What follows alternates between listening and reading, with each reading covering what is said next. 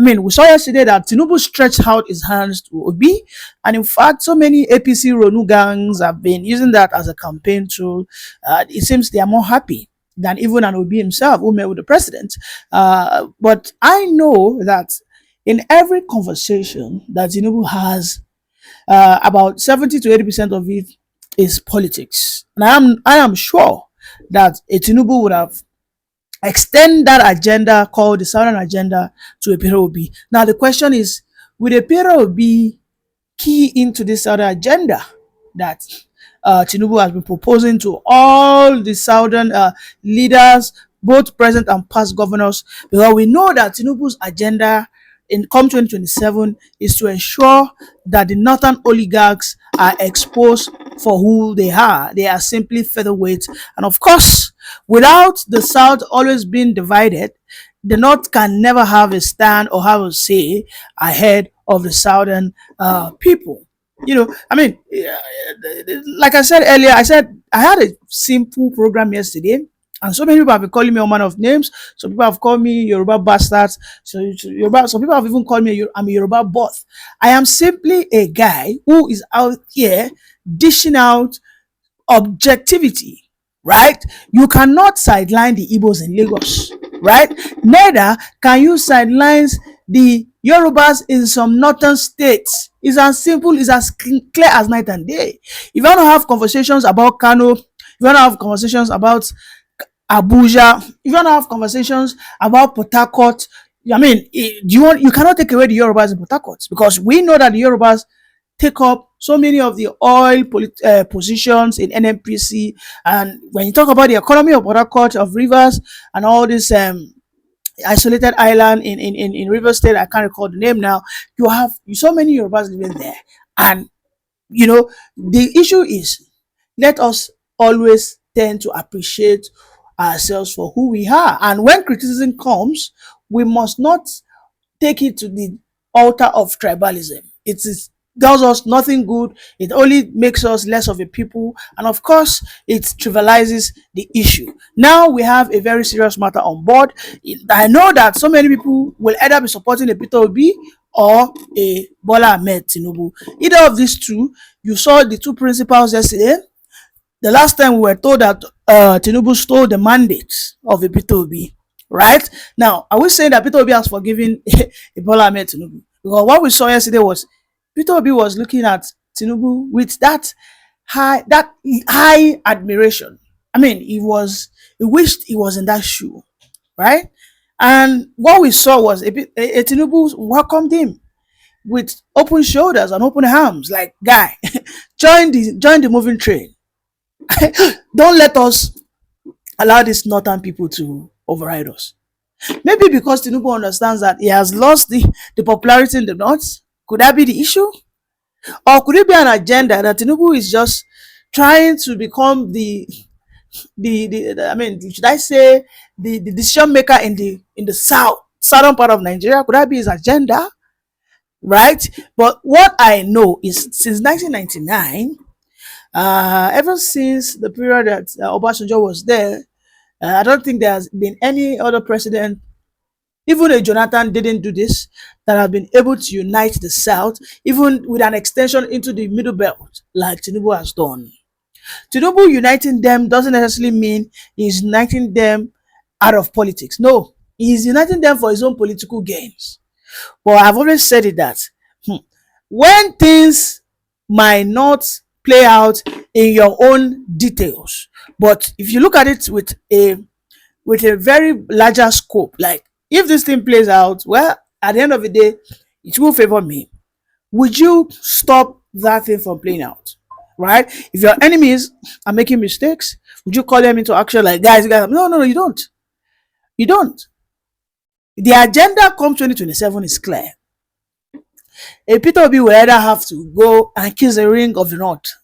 Yes, he has to do that. He has to kiss the ring of the northern oligarchs. Like, guys, I know Tinubu has lost his prominence here, right? Let me kiss the ring of the northern oligarchs, the likes of the Sultan and Co., the likes of Brian Babangida, the likes of, I mean, mention them. He has to kiss their rings, dance to their tune. They're talking about coalition. right? And they are going to come with their own terms and conditions. It's not going to be a free for all. It's not going to be a free ride. It's not going to be like that. Tinubu has gone through that part. He kissed the ring of the North. As at 2013, 14, and at 2015, he kissed the ring. He sold his right to Buhari. He was supposed to be the vice. He said no for his own political exigencies. As at 2019, we started seeing the posters of Tinubu. In fact, as of 2019, Tinubu and Buhari were not in good terms. However, Tinubu said, I will still campaign. And he campaigned, right? He campaigned. He did everything. At the end of the day, we saw how Buhari wanted to just do everything to backstab Tinubu, right? Now, don't see me as a supporter of Tinubu. I'm not. Everything I said was a lie, right there. Were these not the things that played out? Now, why am I saying this? It is simple. A Peter Obi must understand that they not protect themselves first, right? A Peter Obi will not do what a Wike did in PDP. A Wike used the state resource to finance to ensure that PDP remains afloat within the period of 2019, 2020 to a period of 2023. A Wike single-handedly funded, financed PDP became alive again, because as at 2019 into 2020, PDP was almost gone, dead and gone. Then Wike became the political leader, became the face of PDP, and all the Northerners all gave their support to Wike, knowing that as at 2023 should be the turn of the South. Right? I'm not going to say maybe a Wike should have, maybe he should have stepped down for Peter Obi. Why should I say that? Are they not both Satana? If a Wike becomes the president, would the Igbos not benefit? Right? Tinubu's presidency today, I'm not benefiting in any way. I am not. But at least Southerners are benefiting. Yes, when we get to South, we might talk about the dichotomy. We have to talk about the dichotomy. Clear, good and clear. But what I know is, when Wike Finance spent billions of naira to ensure that PDP remained a political party that is formidable, Wike became that very loud voice that was that was so aggressive towards fighting Buhari. We knew how Wike shook the polity of Nigeria, but into that primaries, what did we see? Tambua betrayed Wike. And who was Tambua to Wike? Tambua happens to be the closest political ally in the north of Wike. He betrayed Wike. Why? He said it was the Sultan and some political Fulani oligarchs that spoke with him that Wike must not win that election. Are you saying that the Tambuas, are you telling me that Atiku does not know that come 2023, if anybody at all should emerge as the winner of the primaries, that person must be from the south? This person might not be a Peter Obi. This person could have been a Wike, but at least let it be a Southerner. But again, we know what they did. They wanted to clinch to the power, right? So, and in APC too, we knew that the former APC chairman also wanted Ahmed Lawal to come out. So you see, the North have really become emboldened, that they feel that while the South are divided, right, whether at the top political level, whether at the at the masses level, whereby we're always fighting ourselves about this dichotomy, this issue of bigotry and all that, they will just continue to perpetrate their political superiority above us in Nigeria. And one thing that the South understands, and one thing that we agree on, whether we are Igbo, whether you are Yoruba, whether you are a man from Port Harcourt, whether you are a Yoruba man, we've always agreed that the North shouldn't be ahead of us. Because if the South, as we claim, that we are educated, we are enlightened, that we are, we should be the ones in charge of the Nigerian politics. I see why that this is the reason why the southern part of Nigeria has always fallen to the schisms, and the cunningness of the North, is because the North itself has always never been united. The South. We have never always been united. We have always had these issues. In the past, they will say that the Yoruba have always been a sellout.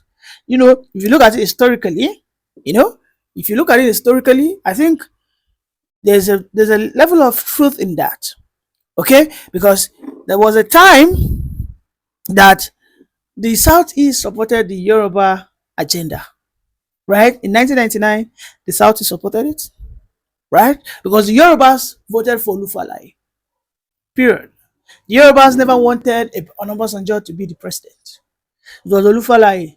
However, with the support of the North and the Southeast, Obasanjo became the president. Again in 2003, the same thing, right? As at 2011 to 2014, they said that it was the Yorubas that connived with the North to kick out Jonathan, right? Yes, Tinubu connived with the North, with the likes of the Buharists, to what? To kick out this thing. Again, they said that now that the Yorubas need to pay back the Igbos. That looking at it, a debt that was incurred within the period of 1999 to 2007, that the Yorubas must pay back the Igbos. Right? What I believe has always been the issue is we have never had an open-minded agreement. The Yorubas will tell you that we didn't send the Igbos to vote Obasanjo come to 1999 because the person that we wanted was Olufalai. So you see, the Yorubas will tell you that we owe the Igbos nothing. That's what they will tell the Igbos. But the Igbos will say that no, the person that was voted in, was he not a man from the Yoruba tribe? Agreed, he is. So you see, this confusion is what the North will always come in to capitalize on, and then before you know it, they grab the power and they are far, far gone.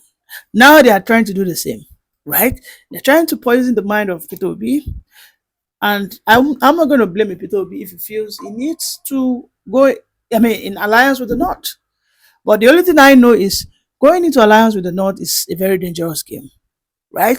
Because the North have been known to be the highest level of backstabbers.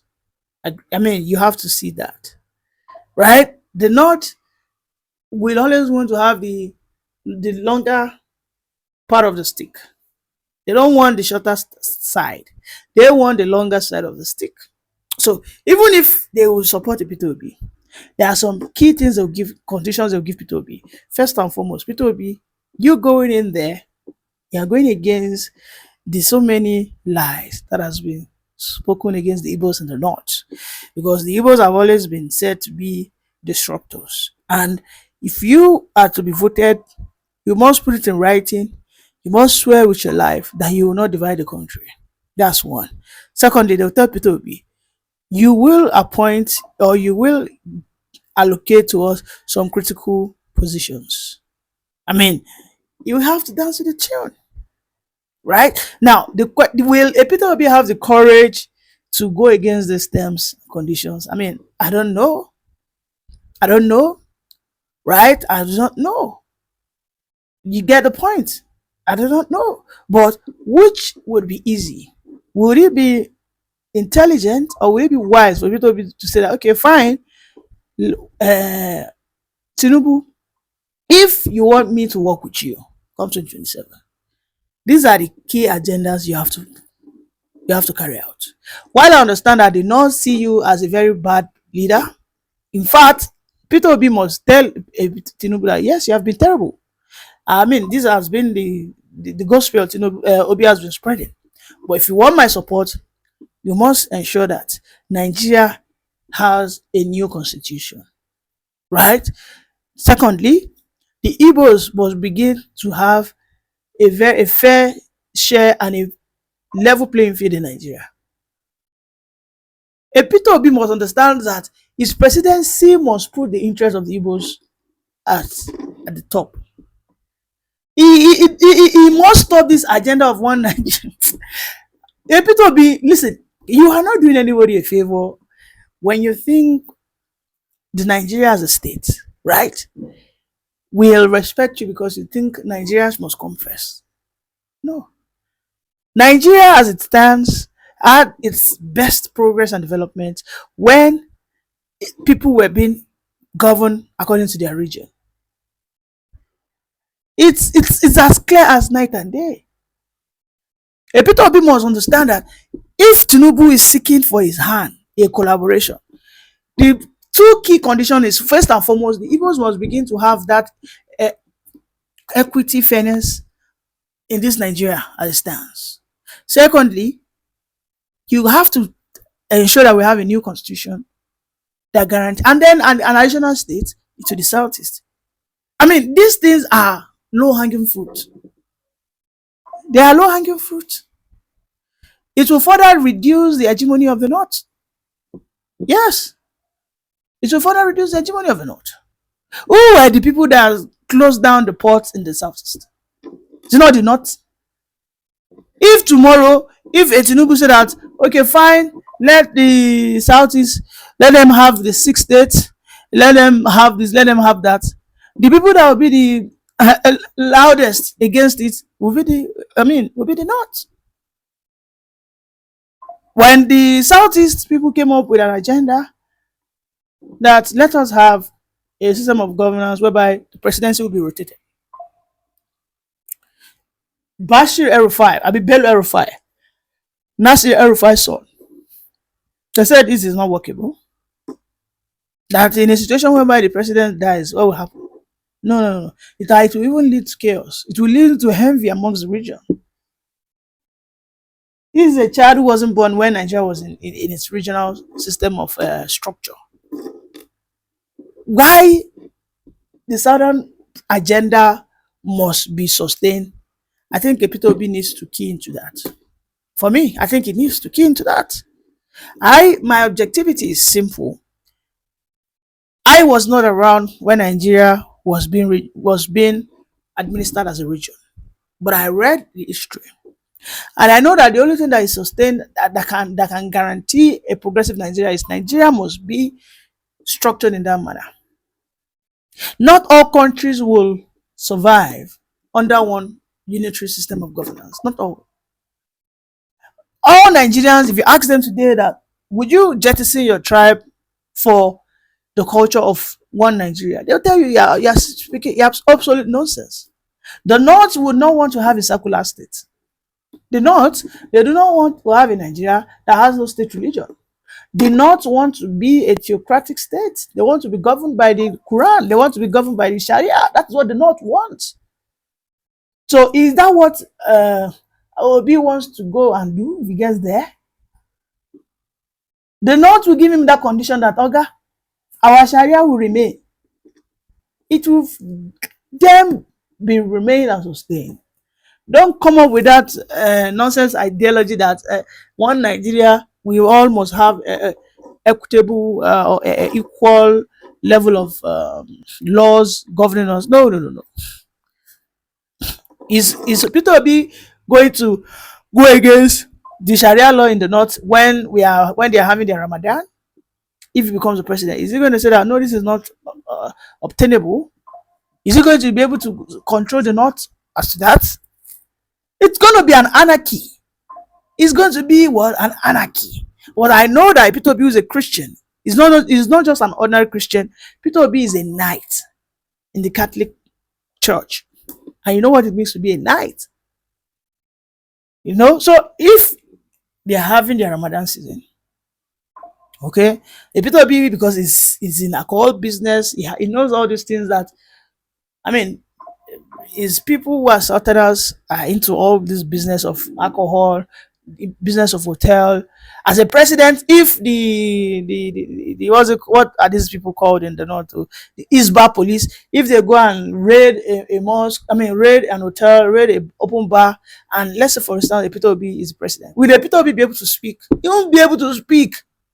He can't speak. But he should speak ordinarily, but he won't be able to speak. So the idea of maybe a one Nigeria is possible, it's a fucking, sorry, pardon my English, it's a freaking lie. There's nothing like one. So for me, as someone who is objective, yes, Bola Ahmed Tinubu is not a good person, right? But I think for a greater good, the southern agenda needs to be sustained. The southern agenda must survive. Because we must be able to have our freedom. In the South, in the South, there's this level of freedom and understanding. Yes, there might be some level of bigotry here and there, right? But it ends there. It will not lead in the loss of lives. It doesn't usually, I mean, I, I don't think we've had issues of Igbos and Yorubas going to riots and wars. No. But we've always had the Yoruba and the North, Igbos and the North. So, you see, so we know who the enemies are. If I just join, please can you like, subscribe, and share. Bye for now.